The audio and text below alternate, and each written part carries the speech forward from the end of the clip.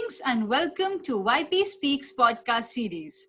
In this series, we bring to you experience sharing by young professionals. I'm your host Anupma Thakur, and today we'll be traveling through a story of a young professional from semiconductor industry. This is episode 3, and today we'll be talking about sharing the roadmap to a career in semiconductor industry. So now it's time to welcome our guest for today, Mr. Ranadeep Singh. He is graduated from Delhi Technological University in 2018 with a degree in Electronics and Communication Engineering. Throughout his college, he did many internships. To name a few is from ISRO, that is Indian Space Research Organization, Toshiba in Japan, and Samsung, where he eventually bagged up a placement offer. After 2 years of working at Samsung Semiconductors, Ranadeep is currently taking on the challenge of working in the GPU design team at Qualcomm in Bengaluru. Apart from this, he loves to travel, explore new cafes, and much more. So this is just the beginning, and I'm excited and hope you all are too. So with this, we welcome our guest, Mr. Ranadeep Singh. So I welcome you, Mr. Ranadeep Singh. And on behalf of IEEE Delhi Section Young Professional Groups, so we welcome you and present a red carpet welcome. So firstly, I would like to invite you for brief experience sharing. So over to you. Yeah, thank you so much. Like, it was just glad to be here, and just anyone who has any doubt about a career in semiconductor industry or electronics, I'm just glad to share, what happened in my life, and glad to share any tips. So in a brief, I did 3 internships in college. One was with ISRO that I got through some contacts, and the other 2 ones at Samsung and Toshiba in Japan. Those were through college, and I bagged a placement at Samsung, so I joined there right after college in 2018. And then after working for 2 years, I moved to Qualcomm in the GPU design team. Okay, so that's really exciting and inspiring. So my first question that I would like to shoot at you is that what made you to join IEEE at college and how it boosted your career? So honestly, I had no idea about IEEE, what it was or anything before joining college. And I came across IEEE in my first week as a fresher, where my college seniors were doing a bunch of events. And through those events, we got talking, and they told me that how important IEEE has been to the research, especially not just in electronics and in the field of electronics, but also in terms of computer science, wireless technologies, and whatnot. So I was really interested in what IEEE had to offer, along with the mentorship that they spoke about. That weekly they did some student interest groups, classes, and basically they mentored you for basic to complex projects. So that was really appealing, and I think I got a lot out of IEEE. Okay, so that's really great. So you have been an active volunteer for IEEE at college. Yeah, definitely. Like all 4 years of my life, first 2 I was just learning, and in third and fourth, I mentored, and then I contributed to the society much more, just so that this chapter grows in my college, DTU. So wow, that's really great. So my next question is that as you started as an electronics engineering intern at the Laboratory of Electro-Optic Systems at ISRO Satellite Center to GPU design engineer at Qualcomm. So how has your journey been throughout this? I think the journey has been very interesting because the way I got the ISRO internship was just after second year. I got it through some contacts, because you don't really have a lot of experience by that time. And lucky for me, I studied RTL in my 4th semester in college. So I had the knowledge of VHDL to program an FPGA. And by reaching out to multiple people, finally I was able to get 2 internship offers. One was at an app development company. So because I did a lot of hackathons on the side, this was appealing. And then this was another offer was at ISRO. For me, the choice was easy because just 1 week before joining in June, the software company had closed down and went bankrupt. So the choice was easy to join ISRO. And I think I just had no idea how deep this field was before I joined. And just I went from simple FPGA design for a basic digital circuit, then going on to more complex SoC designs, and now to GPU design at Qualcomm, and it's like the cutting edge Adreno GPUs that you see in any Snapdragon chip. So I think it's been a big scale up. So that's really great. So next question is that you had a knack of taking professional roles in building your career. So seriously, how do you track all of this? So what exactly do you mean by a professional role? I know like there was a lot on my plate, but I Yeah. think I had my fair share of fun also. Like in core electronics, like as an intern and then design engineer. So how do you keep a track on all of these professional roles?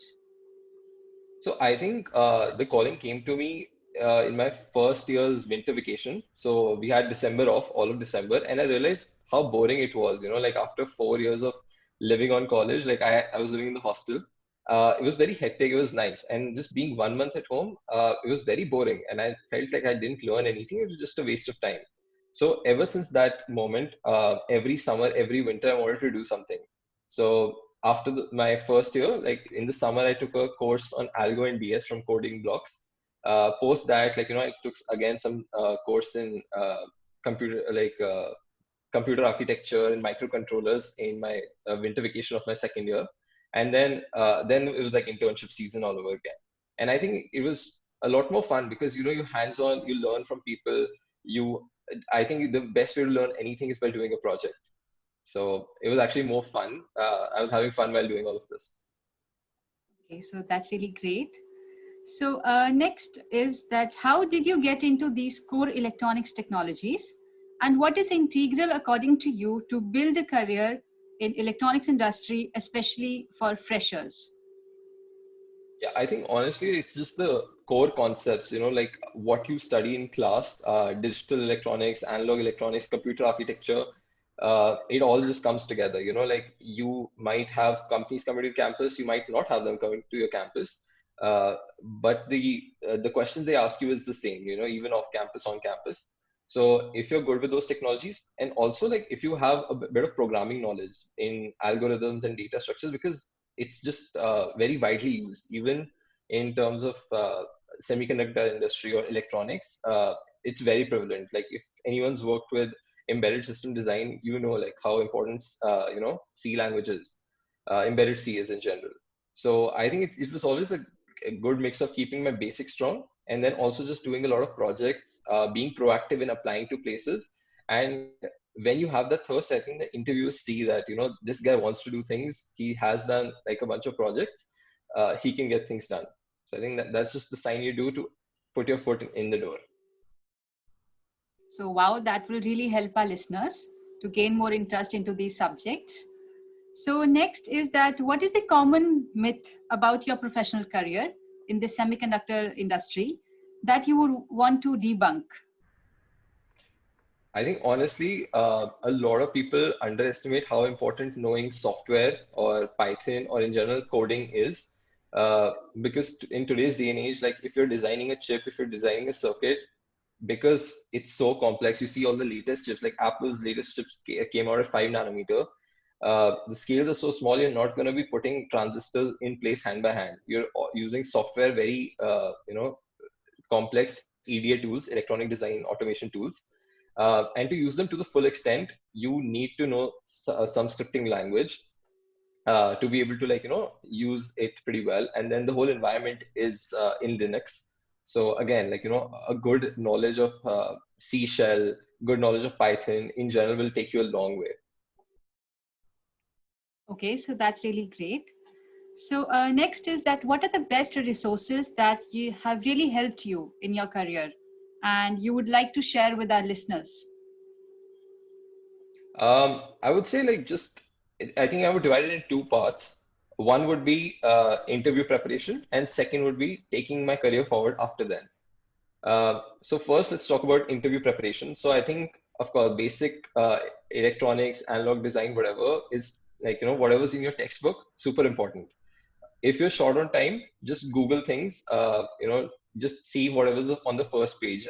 At my time, it was different. Now it'll be different.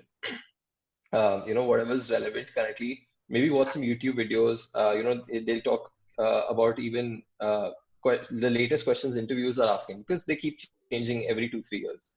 So that's very important. But again, don't be worried. Nothing complex is there. Honestly, like some logic gates, how a pulse is changed when it is passed through a capacitor, like just very basic concepts. So one, you have to do that. Second, once you're actually on the job, so you'll be doing something tougher, you'll be doing something industry leading, or you'll be developing something. So at that time, again, it's very important to, I think Google is your best friend again. You search how to solve something, you may be going through research papers, and depending on your field, analog or digital design, you will be looking at some reference design. So be it like a book on VHDL primer, Verilog primer, or in analog circuits. I think it was by Jan, I think Professor Jan. It's spelled as JN though.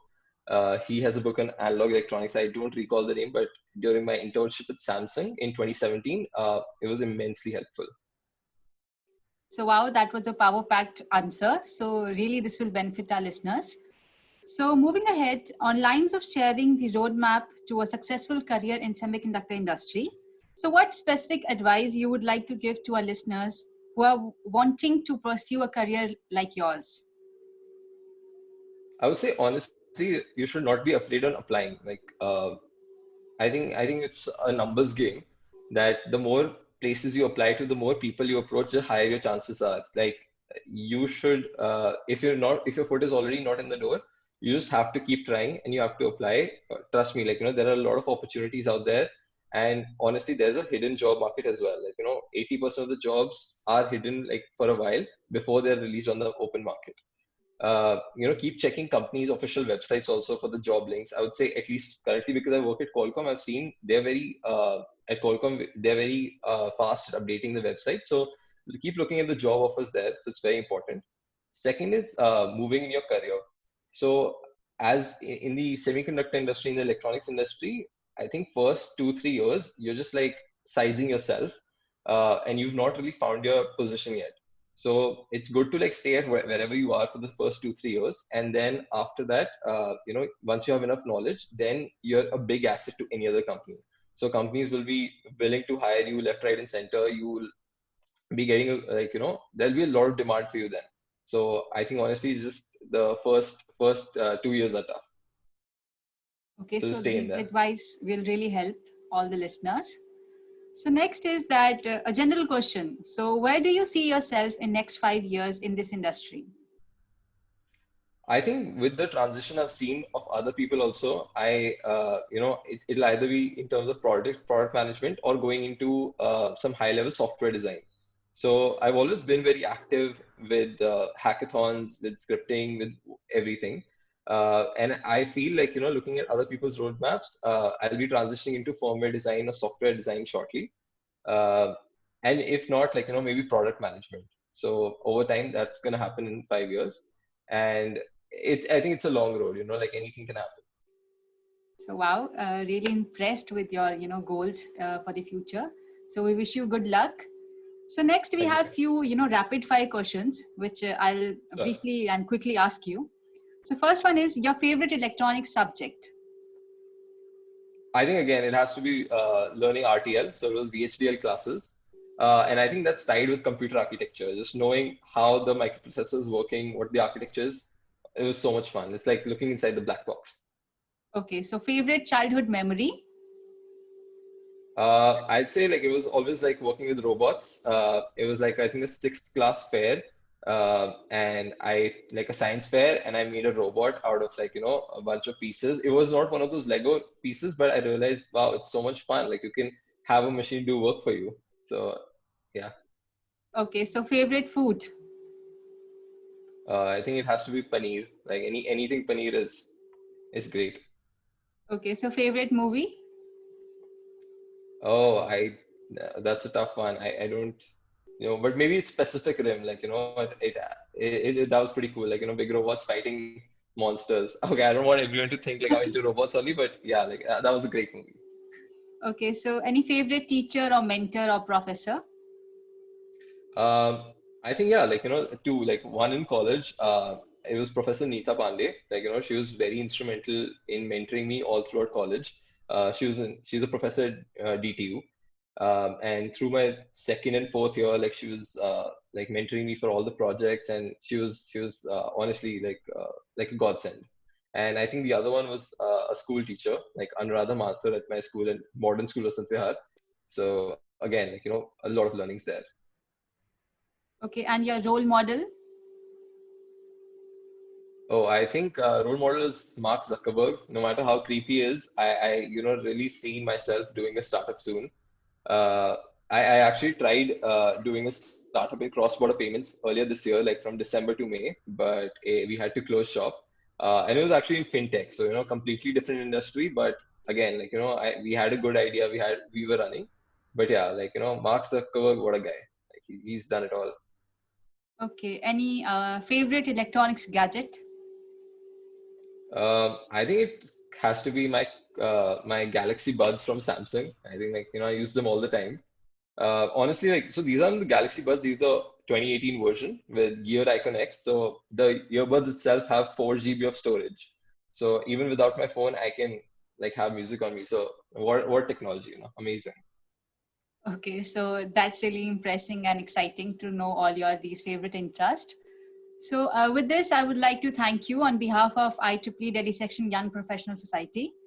So thank you for being with us, and it was a pleasure. Honestly, pleasure was mine. Yeah, thank you so much for inviting me over. I Yeah. hope it's helpful to someone. Yeah. Yes, definitely. Our listeners will really enjoy. And it was really experience sharing by a young professional like you working in semiconductor industry. So thank you. And I request all our listeners that to follow our Facebook and Instagram and LinkedIn group pages. So thank you. Stay tuned and stay safe. Stay safe. Thank you. Bye bye.